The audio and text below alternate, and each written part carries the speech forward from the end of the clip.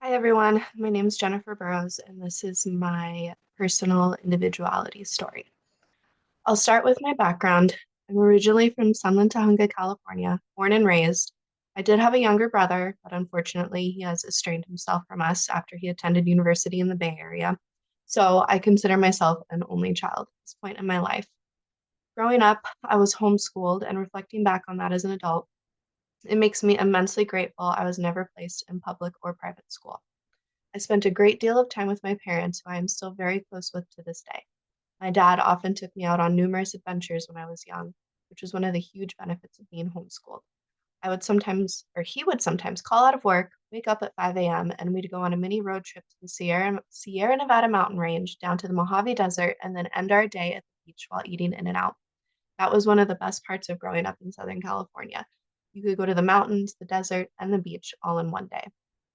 We had an old Jeep Cherokee while I was growing up, and my dad took me off-roading in it more times than I could count. We used to go shooting in the middle of nowhere out in Mojave. And we used to draw our own targets, and we had so much fun together. Nothing was more rewarding than being able to shoot and aim better than my dad. My mom was both my teacher and my mom. She homeschooled me all the way through high school, and bless her heart for having the patience to deal with me as a teenager. She was there for every doctor appointment, made sure we had a clean home, and made a home cooked meal just about every day. Reflecting on cultural traditions, I suppose our love of the outdoors, exploring, being together, and taking care of one another is part of them. My friends came along with my dad and I on many of these adventures, and despite those adventures having taken place 15 or even 20 years ago, they still talk about them to this day. We loved sharing the places we loved with others. Personal philosophy, as I understand it, is my guiding principles, beliefs, and values. My personal philosophy is to always place your faith first. I come from a strong Christian home, and I carry those values into my own home as a wife and mother today. If my faith is not placed first, I'm not living my life with the best intentions. My faith is the foundation of who I am.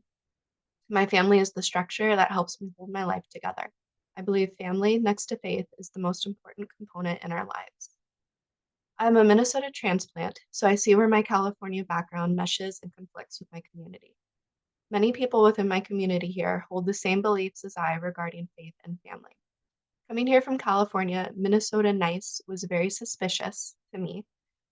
Back in California, if you were too nice, that usually sent up red flags because it could mean you want something or you're looking to take advantage of someone. Sometimes I find myself reacting like a Californian when I am suspicious of someone, when the Minnesotan next to me senses no danger at all. It's very interesting how different regions develop different perspectives, beliefs, and even reactions. I will focus on unwritten cultural norms for Southern California since that is where I lived the majority of my life. I suppose unwritten cultural norms would be keep to yourself, stay in your own lane, and don't try to inject yourself into other people's business. Californians hate it when out of state people romanticize LA and Hollywood like it's some wonderland, when in reality it's only a wonderland of filth and drugs. Most Californians absolutely cringe when someone refers to our state as Cali, and most of us never encounter a celebrity in our lifetime.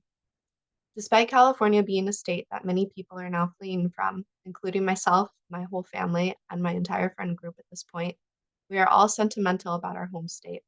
I think one big, unwritten cultural norm is that we love our home state more than we would ever admit, and even though we have left it, we miss it more than we'll ever say, but we would never go back.